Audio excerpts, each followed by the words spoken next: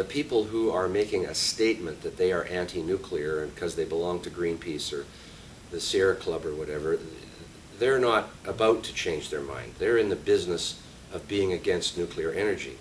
And I think that the real hope is that discussions will occur internally in these groups, and that is already starting to happen.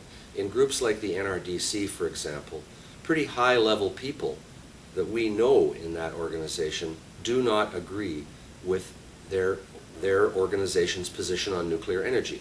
They agree with many other things, of course, like protecting wetlands and forests and things like that, but they disagree with the position on nuclear power because the world has changed and we're dealing with a new situation now compared to back in the 70s when it was just de rigueur to be against nuclear power if you're an environmentalist.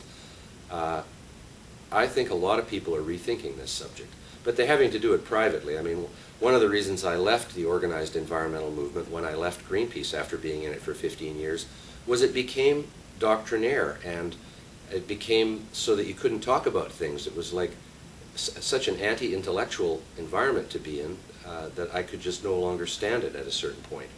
And I think it still has that problem, is that policies get institutionalized and a lot of investment is made in them, and Greenpeace simply can't change its position on nuclear energy and do an about-face because they'd lose over half their membership. And they would be ridiculed by other environmental groups, and it would be a great big fracas. So no one wants to do that because it's politically difficult. But I think things will gradually change. I don't think the strength of the anti-nuclear movement is anything like it was in the 70s and 80s. The Cold War is over.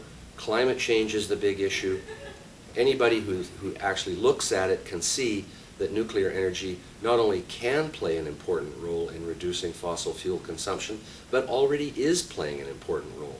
The 104 reactors that are operating in the United States, if that electricity was made with coal instead of nuclear power, would be the equivalent of adding 100 million automobiles on the road in this country.